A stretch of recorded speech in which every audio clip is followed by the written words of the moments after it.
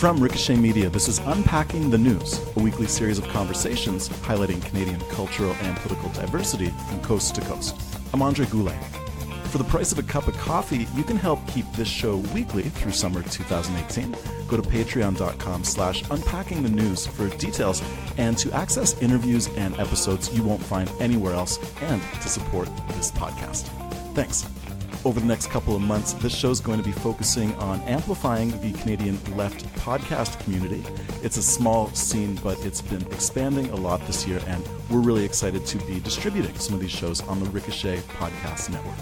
So if you're not already listening, here is a pan-Canadian rundown of what you'll find at ricochet.media. From BC, Well Reds is a literary review hosted by Vancouver comedian Charlie Demers, featuring in-depth conversations on a different left book each month. The June episode features journalist Leigh Phillips, author of Austerity Ecology, A Left Defensive Growth, talking with Charlie about John Newsinger's Hope Lies in the Proles, George Orwell, and the Left. No one else in North American comedy podcasting routinely achieves a conversational balance between Marxist theory and laughs, besides Charlie. So if you haven't already, check it out. Next, Tim Hortons presents News You Can Use, not really presented by Tim Hortons. They've been sermonizing socialism for the last year and a half in a Skype phone-in from Winnipeg, Edmonton, Toronto, and occasionally Newfoundland. This roundtable panel of journalists and academics provide a smart and unabashedly progressive perspective on Canadian and international issues every 2 weeks. Then, broadcasting from Montreal, there's Twitter provocateur Rob Rousseau's 49th Parahell, a weekly show featuring critical perspectives on the United States and how that country relates and interacts with Canada.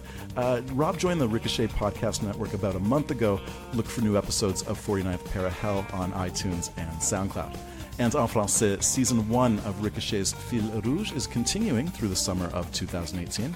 Co-produced with online Quebec news magazine Planète F and Heritage Canada, it's a series exploring some of the Inuit and Indigenous communities of northern Quebec. You can find it on iTunes, at Ricochet, and rebroadcast right here on the Unpacking the News feed.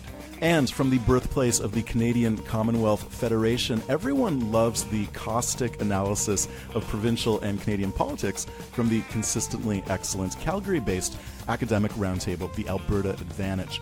Some highlights from the archives of this bi-weekly podcast include Ralph Klein Sucked, Parts 1 and 2, the highly recommended Reading the United Conservative Party Platform So You Don't Have to, A Guide to Hell World, and this week's episode, their 18th, Hyper-Equalization. One of Team Advantage joins me today to talk about UCP leader Jason Kenney, Premier Rachel Notley, and the provincial political scene. Kate Jacobson joins me from Calgary. Hi, Kate. Hi. Kate, how would you define a, quote, real Albertan? A real Albertan. Well, I believe here on the podcast, we are defining a real Albertan as someone who was born in a hospital that Ralph Klein blew up. You guys got like 64 retweets on that. It really struck a nerve with some of your peers in the province. I was born in Ontario, but lived in Alberta for 9 years, so it doesn't qualify for me either. Kate, Jason Kenney's having a great summer. Late July saw him sipping a mango lassi at the Taste of Edmonton, the city's cultural cuisine event, taking a meeting with Inuk First Nation chief Billy Morin, who Kenney calls an impressive young leader building opportunity for his community. And also, Kenney lashed out this week at both the provincial NDP government and the federal Liberals, who, through a carbon tax, want to, quote Kenney, impose costs on Alberta families and businesses that don't exist for our competitor to the south. He's talking about the United States. Kate, what's Kenney's beef with a carbon tax? Well, with a carbon tax, you have everything conservatives hate. It is like a perfect cornucopia for them. First of all, it's a tax. Second of all, it is environmentalism. And third of all, it harms oil and gas. So it's really just kind of this perfect locus for conservative attention and conservative anger. So at the UCP convention recently, the one they had in May, they actually took the section where they were going to pass policy to repeal the carbon tax out of the block vote it was in, so it could be voted on separately, where it passed with 98% approval. So it's not like they were worried about it not passing or sinking the rest of the resolutions. I think they literally just took it out of that block vote so they could really pat themselves on the back for wanting to repeal the carbon tax. So it is a huge amount of saber rattling for their base. It's a little hypocritical to me because Kenney has said he supports a carbon tax on major industrial emitters. He just doesn't want it to be economy-wide. And he's really playing on this populist idea that a carbon tax is a tax on everything. And honestly, I'm actually kind of sympathetic to parts of this argument. Carbon pricing is really, really unpopular, and it can really kind of impact working people in a way that is pretty unpleasant. And a lot of even left-wing economists have argued that a carbon tax is not maybe the best way to do it because it redistributes the cost of environmental damage to, quote, everyone, unquote. So it can be a very, very regressive form of tax, especially because major polluters and major emitters often get subsidies to help with carbon taxes. They're often exempt from this legislation, whereas working people will see things like the cost of gas and stuff go up. And we're in a time of, wage stagnation and booming cost of living and all those sorts of things. So it can be a very, very regressive form of tax. It's also really unpopular. And one of my huge beefs with a carbon tax is that it really plays into this idea that we are all responsible for climate change.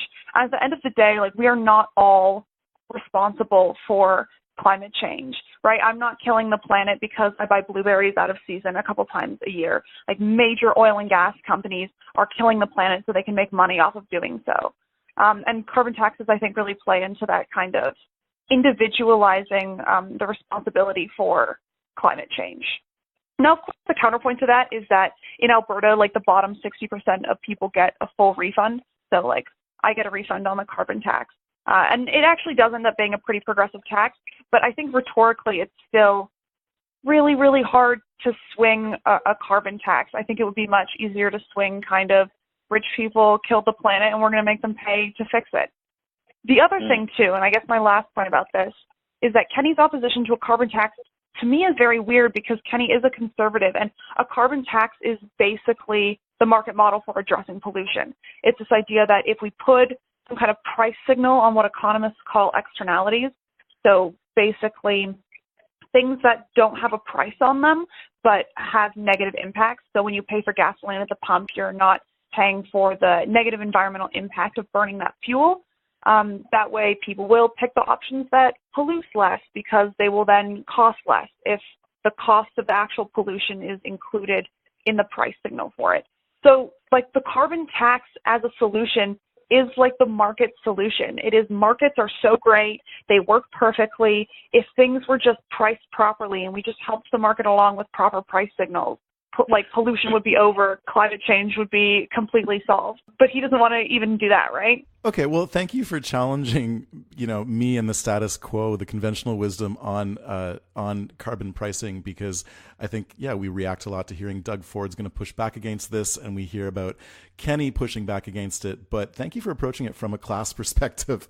Now, Kate, the United Conservative Party are kind of a strange beast for people outside of the province who might not know. They're this combination of the traditional blue Tory progressive Conservative Party, who ruled Alberta uninterrupted for 4 decades, and the far-right kind of populist Wild Rose, who are vehemently anti-gay, anti-reproductive rights, kind of closer to an American Republican Party, that more so than any other political organization in Canada.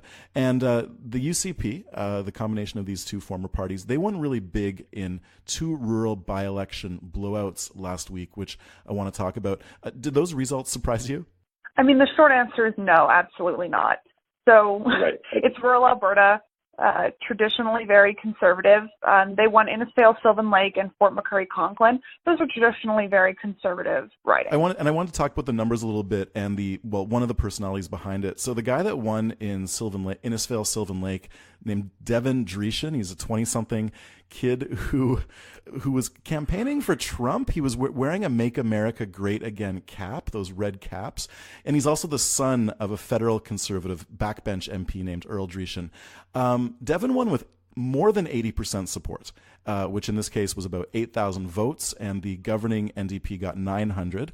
But like you say, largely rural riding. I mean, it's not unusual to see rural Alberta have a completely lopsided, decisive, one-sided victory, right? Oh, no, it's very normal here. Rural ridings are not really in play. That's, I think, for two reasons. Federally, people kind of vote conservative quite reflexively, and then that manifests in provincial politics. And also, you have to remember that in Alberta, competitive provincial elections are pretty much a novelty for a lot of us.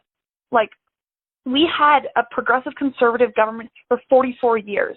As far as I'm aware, it was one of the longest, like, single-party democratically elected governments, like, in the West, like, in the entire world. So having these, like, competitive elections, that's, like, pretty much a novelty. So I think there definitely is some kind of reflexive voting going on. And you know, I'm pretty critical of the NDP a lot, but to be charitable to them, they are definitely chasing polls. A lot of people, like, conventional wisdom is that the NDP is probably going to carry most of Edmonton. The UCP is going to carry most of the rural ridings. So the real battleground in the 2019 election is going to be Calgary. So they're really trying to do its best to appear as, like, champions for Calgary voters. I mean, obviously, I'm not trying to suggest they're completely giving up on rural areas, but that's not where their path to power is in 2019. Okay, that's really interesting because as someone from outside the province, Calgary doesn't always seem like that receptive of a place. I want to talk about that later, but just to give the listener a bit more of an idea about the immensity of the one-sidedness in rural ridings in Alberta. So Devin's dad was the MP for Red Deer in the 2008 and 2011 federal elections. He was the candidate for MP, and he averaged 35,000 votes compared to a combined NDP and Green level of support of about 10,000.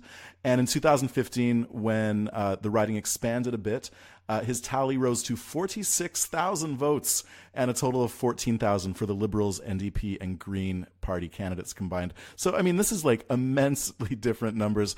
And it just shows that, like, this reflexive voting, like you called it, or maybe this sort of deep ideological perspective and support for conservative policies and ideas in rural Alberta exists. I lived in Camrose, which is about an hour and a half northeast of Sylvan Lake in the 90s. So I kind of recognize this from my own growing up.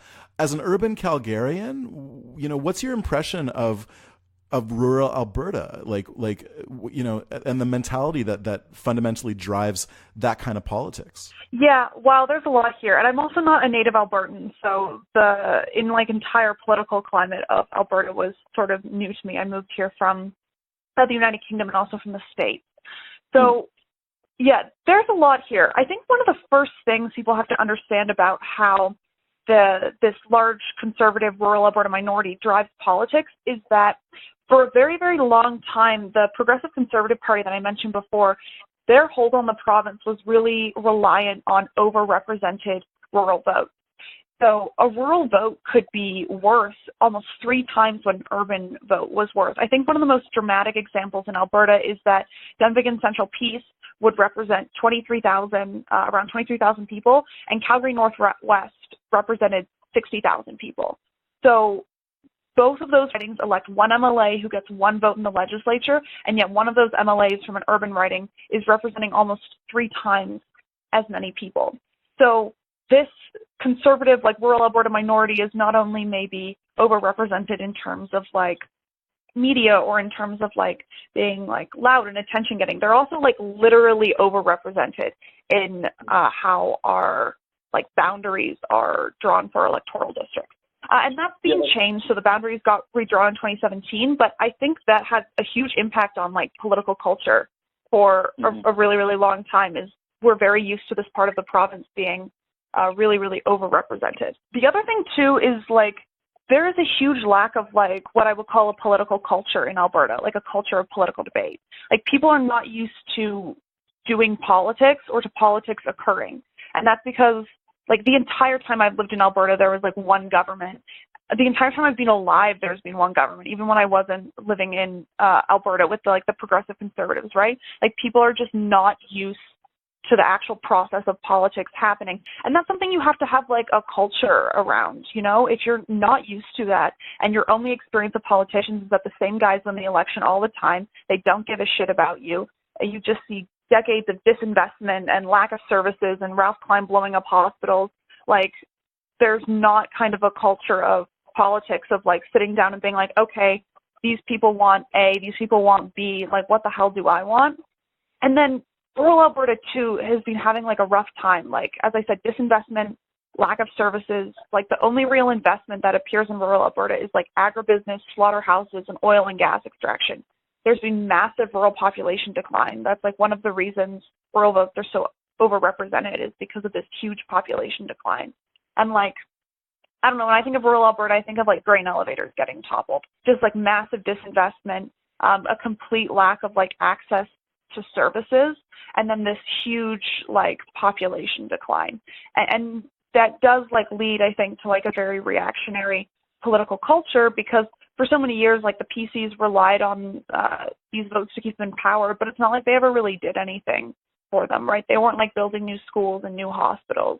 It was just basically like oil and gas extractive industries kind of keeping these places afloat. And now rural Alberta very much has its like own political culture that my read on it is that it's characterized very much by rampant Islamophobia. And by that I mean not only prejudice against Muslim people, but sort of how like Islamophobia has become like a worldview, this sort of worry about like encroaching Sharia law and like all these sorts of things that like sound ridiculous when you say it, but very much form the basis of a politics where like this traditional like white Albertan nuclear family is like under attack from sort of like outsiders that are being like allowed or abetted by federal and provincial like left of center government. And that's of course been like hugely amplified by folks like the Rebel and things like that.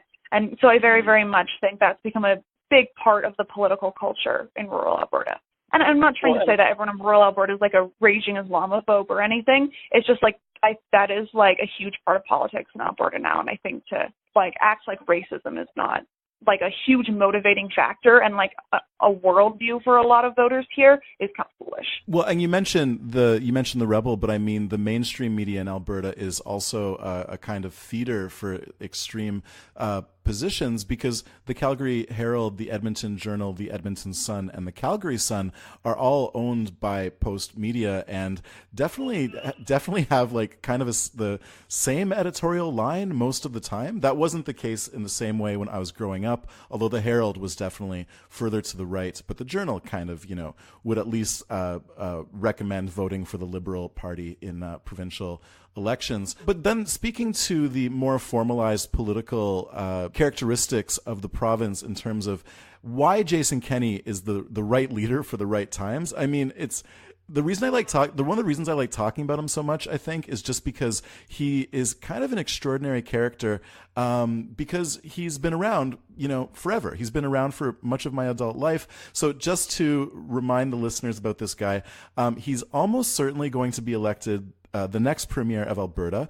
This is a man who spent his 20s leading the far-right Canadian Taxpayers Federation, who are a shadowy lobbying organization who say they represent 84,000 members around Canada, but they've never released a list of financial contributors. They're not really grassroots. They're not member-based.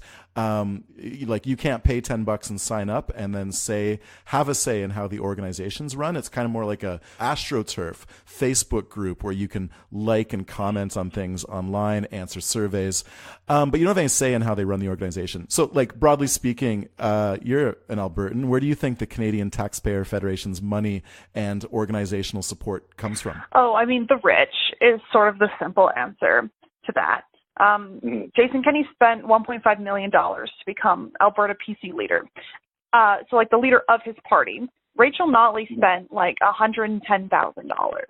So like not even in the same playing field. And like granted, that was before the NDP was in government or really had any hope of forming government. But the amount of money floating around these people is just absolutely obscene. And it's always been the case. So Jim Prentice, who is the premier of Alberta, in 2015, who called the election that led to the NDP winning, he spent $2.5 million to become the leader of the Progressive Conservative Party that was like leading at the time. So like there's a lot of like money rolling around these people. Like also Jason Kenney's PACs, like political action committees, is kind of one of the big ones. They take a lot of out of province donations. They raise a lot of money. things like that. So basically, just to look at his background, beyond his 20s, he's a precociously young AstroTurf activist. He's a far-right grifter. He basically makes his income by fronting this shadowy organization, then enters parliament at age 29. He spends a decade just about in opposition before the Conservative Party wins in 2006. He starts out as parliamentary secretary to Stephen Harper for a couple years, then successfully expands party support into some previously untapped communities like New Canadians when he was Secretary of State for Multiculturalism and Canadian Identity in 2007-2008. Later, he's Minister of Citizenship, Immigration, and Multiculturalism until 2013, and his last 2 years in the Harper government are as Minister of Employment and Social Development, and finally as Minister of Defense. I guess he had to check that off the list before they left office. And so since 2015, the guy's had like a pretty easy ride to reform, pardon the pun, Alberta politics into his vision and into his and Stephen Harper's preferred ideological construct. Like, they've revitalized this anti-environment, anti-gay, anti-union, anti-reproductive rights political movement in Alberta, the one that really reflects like the worst of American politics.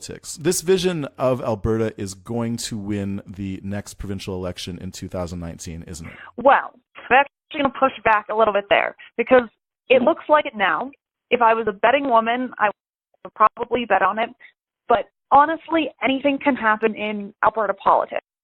Like, nobody thought the NDP could win in Alberta in 2015 until like 2 weeks before the election. And then everyone kind of started panicking because it was like, oh my gosh, we might actually do this, right? So like, it looks like it, but there's been a lot of like what we call bozo eruptions, just like Jason Kenney being basically unable to keep the lid on like the wild reactionaries in his own party and the corrupt shenanigans they get up to. And I mean, that does not play well in Alberta. And if he keeps that up, and if there's a couple poorly timed things around the election, and maybe the NDP is like a really good run with the budget they released, like, I mean, I'm not like holding my breath that the NDP is going to pull out another majority government, but anything can happen, I think. Okay. I wish you were right, but I'm going to push back to your pushback by pointing out that the shock victory in 2015 for Rachel Notley's NDP, I mean, it was a fluke because it was an election won entirely on the fact that the right split the vote between the aforementioned late Jim Prentice's Progressive Conservatives and Brian Jean's extreme right Wild Rose. And the NDP won their majority with 40% support. They had about 600,000 votes, and the Wild Rose and PCs had more than 700,000 between them. And then the Liberals and Alberta Party had like 100,000 votes in total. So if you look at it that way, it's almost 50-50, like center left and right, and how it breaks down. But I mean, even in a best case scenario, the math doesn't exist for an NDP win, bar the right splitting again. Correct? Well, maybe, because like one of the reasons they won is, yes, because the vote on the right was split, but also because voter turnout went up, right? So like in Alberta, voter turnout went like really steadily down throughout the 90s. It was like Ralph Klein basically just atrophied like politics in Alberta. And it only really picks up when like the Wild Rose Party kind of appears on like the scene in 2012. So like the NDP won by turning a lot of people who didn't vote into NDP voters. There's ridings in Calgary where conservative parties were turning out the same level of support that they turned out last election, and the NDP was winning those ridings by just literally turning out people who previously, like it can be assumed, didn't vote. So like, I think that's a huge opportunity for the NDP, and I think it's a huge opportunity that they absolutely really missed. Like, the NDP, if they want to win in 2019, they really need to reach out to these disaffected, disengaged, historical non-voters that voted for them in 2015. But honestly, I think it's uncertain that the NDP even knows who they are or has, like, really managed to keep them engaged. That brings us to the pipeline issue because, I mean, they have constantly driven, support for pipelines and support for resource extraction as part of the NDP policy in Alberta. And probably like their strategy is that they're going to appeal to these people who voted for them before, just because resource extraction, it's such a pro-resource extraction mentality in Alberta. So I just want to talk about that for a sec, because as someone who spent their formative years in Alberta under a super regressive, super dumb Ralph Klein era, Notley's win never stopped feeling like a victory. Like, I continue to just be sort of elated, even though I'm also disappointed with some of their policy.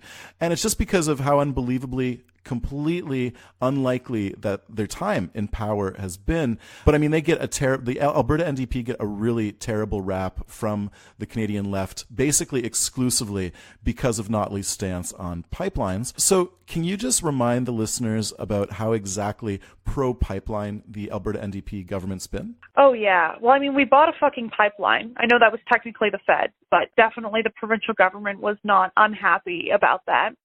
Like, Rachel Notley is out there these days literally quoting CAP, the Canadian Association of Petroleum Producers. These are people who were working with the Harper government to strip Indigenous nations of land claims for resource extraction. They subsidized research that is climate denial. They gutted the Fisheries and Navigable Waters Act. Rachel Notley is holding public services like pharmacare as ransom to extractive infrastructure. There's this whole rhetoric of pharmacare doesn't grow on trees. We have to have a pipeline in order to have something like pharmacare.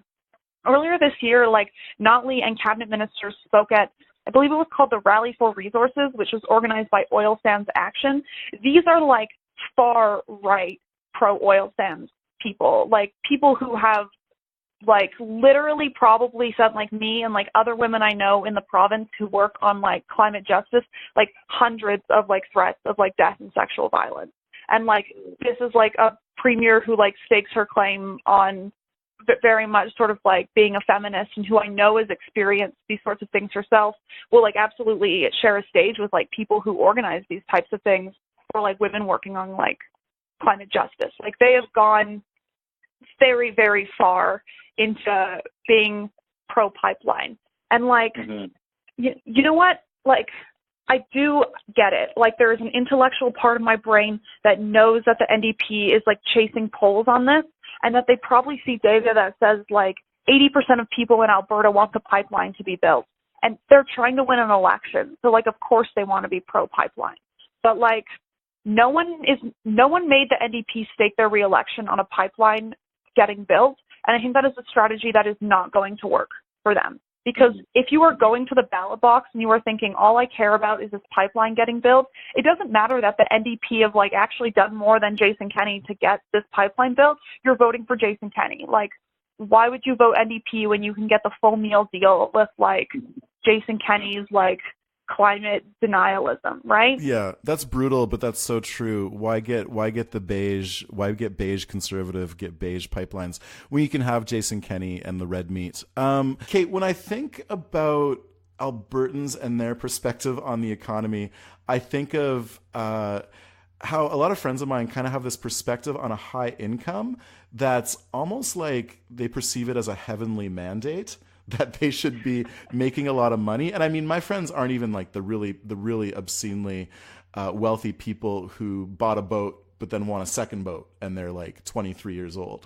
So do you think do Albertans have a unique sense of economic entitlement? I don't know if it's unique, but I mean, there certainly is something there. So even in 2015, when we had the most recent downturn in the price of oil, Alberta felt the unemployment rate that the rest of the country feels all of the time, right? So we were still actually a have province. We were still doing not great, but pretty much about as good as everyone else is doing. And it was definitely felt like a crisis here.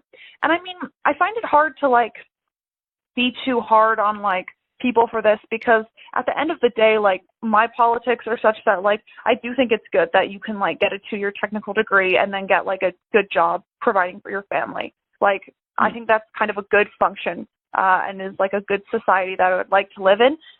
But those jobs are tied to massively violent and climate destroying extractive industries.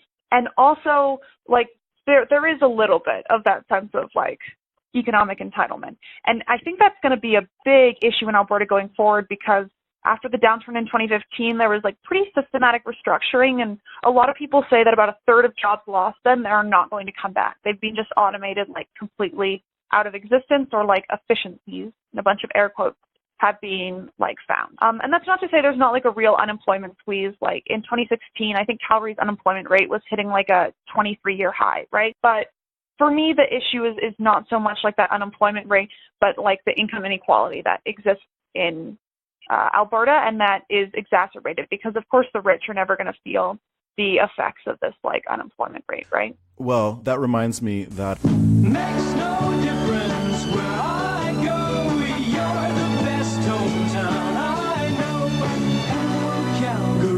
Hello Calgary, channels 2 and 7 love you. Kate, that's the theme song for the Alberta Advantage podcast. And Calgary has a reputation for being this really kind of reactionary right-wing place. It's the home of the Stampede pancake breakfast and oil executives in their dark towers downtown. But it's more than that. And, like, Calgarians know that. It's the Sled Island Music Festival. It's Mayor Naheed Nenshi. Those are a couple examples of how the city defies its reputation as a reactionary political hub. And it's so cool to see the Alberta Advantage podcast being another part of that reputation. So how did the show come about? Calgary, too, I must add. It is also the birthplace of the CCF and of the One Big Union. So, you know, we've got some radical history chops of our own. So the podcast came around the folks who run it. We all attend a local reading group and a local book club. And someone suggested, as you know, young people do these days, that we should start a podcast because there's no journalists or media in the city. There's like 5 people working for the Herald these days and about 20 wildly reactionary columnists. So there's kind of a gap for left-wing sort of, like, journalism is sort of a big word for what we do, but I think there's kind of a gap for, like, left-wing sort of, like, analysis and opinions on things. And the podcast has definitely gotten a lot more research heavy as we've gone on. I joke a lot that when we started it, it was basically just like, oh, we're discussing a topic, like, everyone come around. And now we've got, like, pages and pages of, like, research and spreadsheets and charts and Google documents. So it's become a bit of an endeavor. But yeah, it pretty much started on a lark. I think the way most podcasts get started these days. Yeah, and it's a dense show, but it's all, like, in the sense that it's rich and deep, but it's also light and it's also passionate. One of the things that keeps me going back, and one of the reasons I think it's actually a really excellent show, is because you guys get mad, and you get mad about the right things, which is cathartic for the listener. So I've really enjoyed that. Now, it's a rotating panel, but who else are some of your collaborators on Team Advantage? Oh, wow. There's a lot of folks. Wow. I just get to kind of wax poetic about my friends now. One of the things I really like about it is that everyone has quite different backgrounds. So that's really great. Amir is someone who has been on the podcast a bunch, and he is great to have on the podcast because he is not from Alberta, and he's also not from, like, a social sciences background, right? He studies physics. That's what he's doing his PhD in. And it's so great to have someone on the podcast who, when we're saying things like, oh, everybody loves Ralph Klein, for him to be like, I don't get it. Like, Ralph Klein seems like he sucks. Why does anyone like him? So to have that person who kind of challenges what seems to be, like, conventional or assumed wisdom is really, really incredible. Or Karen is what she believes is the truest, realist Albertan, someone who moved from Atlantic Canada to Calgary to find work. So she has a perspective that is actually shared by a lot of people who live in Alberta, that of leaving the Maritimes and leaving Atlantic Canada and coming to, like, Calgary for work, which is a pretty sizable chunk of people who live in Alberta right now. Or we've got Patrick, who is really into a lot of the more, like, policy and, like, wonkish stuff, and has, like, a really great background on things like electricity deregulation and, like, community land trusts and stuff that I've never heard about before he brings them up, but are really interesting. Or Bodhi is from Moose Jaw, Saskatchewan, so he's always able to compare Alberta politics to other prairie provinces. So I really enjoy it. I always learn a crap ton whenever we do an episode. So it's a good learning experience for us too. And you guys launched your inaugural episode around 9 months ago, and you kind of came in at an interesting time when a lot of shows have been launched, and that includes shows across the country like Dog Island and Halifax are a great kind of roundtable show, from the Marxist left, as well as our friends at News You Can Use, Skype phoning in out of Winnipeg and Edmonton and Toronto and occasionally Newfoundland. There's a lot going on. So what have you learned about podcasting as a member of the Canadian left since launching 9 months ago? One of the things I think I've learned doing the Alberta Advantage, and not to toot our own horn too much, but I do think there is really an opportunity for stuff that is more research heavy. And I've mentioned that we do a lot of research for our episodes. And one of the main reasons for that, I think, is that, I've mentioned a couple times, that journalism across the country has been just, so absolutely gutted by, Post Media basically selling themselves to loan sharks. So a lot of things that in a perfect society would be done by kind of just regular journalists working full-time jobs at the Calgary Herald are now being done by podcasters or being done by people outside of these mainstream media organizations. When we did our episode on the UCP convention, and we basically I sat down, I spent 4 hours on a Sunday afternoon, and I literally just went through their policy document, and I compared it to sort of news stories, and I compared it to journalist Twitter feeds and saw what passed with what. And then we had all that information to kind of go do a deep dive. That's not something that's particularly complex or skilled. All this information was publicly accessible. It was really easy to find, but there is just not that kind of media infrastructure existing in a lot of places.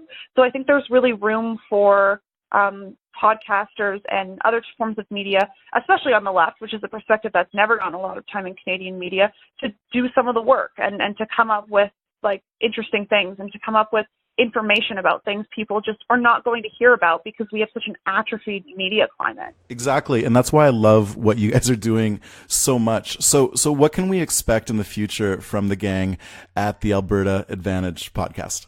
Oh, you can expect a lot because we have an Excel document of episode ideas, and there's at least 4 to 5 years of podcast episodes. So we're not going to run out of stuff anytime soon. We do 2 episodes a month. Right now we're trying to keep it to one episode that is a little bit more current, a little bit more kind of based around the news cycle. So maybe we'll do equalization payments, or we'll do when we did kind of the UCP episode or our municipal election episode, that kind of thing. And then we also try and do one episode a month that is a little bit more historic, a little bit more about things people probably are just not going to hear because they're not in the news cycle. So that's things like talking with Roberta Lextier about the waffle in Canada's NDP. It's reading the Regina Manifesto. It is using entrepreneurial state theory to look at the history of investment in Alberta's oil sands. And getting to do both of those keeps us from getting bored. And I think it's a nice balance to kind of stay current, stay in the news cycle, but also do some of that fun research heavy stuff.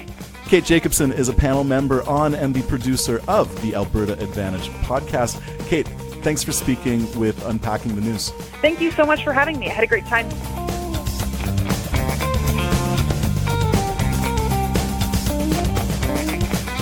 That's Unpacking the News for this week. You can follow Kate on Twitter at Kate L. Jacobson. I'm on there too at Andre Goulet. Unpacking the News is produced in Montreal.